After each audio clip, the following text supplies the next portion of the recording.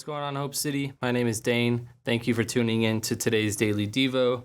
We're going to be going over Genesis 40 from this last week's message from Matt. So if you guys haven't seen it, I recommend tuning back in on the channel and watching the message. The title of the message was Forgotten, and like I said, we're in Genesis 40, and this was about Joseph interpreting the two prisoners' dreams. And the one interpretation was him being lifted up by Pharaoh, and then the other interpretation to the baker was him ultimately being slaughtered. And just a few takeaways that I have from Genesis 40 and the message is even in this moment with Joseph's life, he's in prison right now. He's in a dark moment of his life. Being wrongfully accused, being, locked in prison, he was still looking and seeing other people's, struggles and, the things that they were dealing with.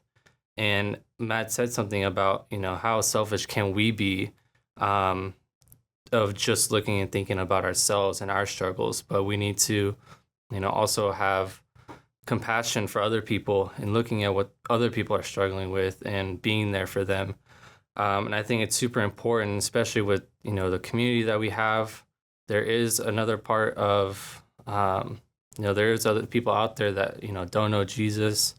They've never heard of him, or, they don't have the hope that we have. So how selfish are we to not share that with other people?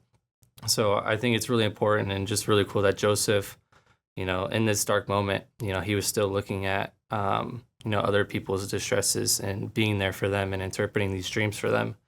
And then also with this next part of, one person had a dream that, he was being uplifted, and the other, he was being slaughtered. And Matt also said something about, we have to preach all parts of the Bible.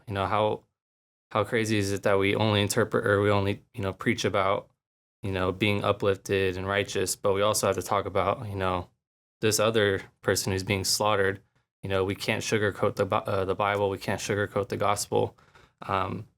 There is sin. We all have sin, and that's the bad news. But Jesus, in his mercy and his love and grace, he died for us, and he lived this perfect life for us. So I think it's important that, we can't sugarcoat it. We can't just live however we want, knowing that, even though God's grace covers us, it does require a response, that we can't just, do whatever we want. We have to respond to it. We have to repent. We have to turn back to God and do whatever we can to grow closer to him.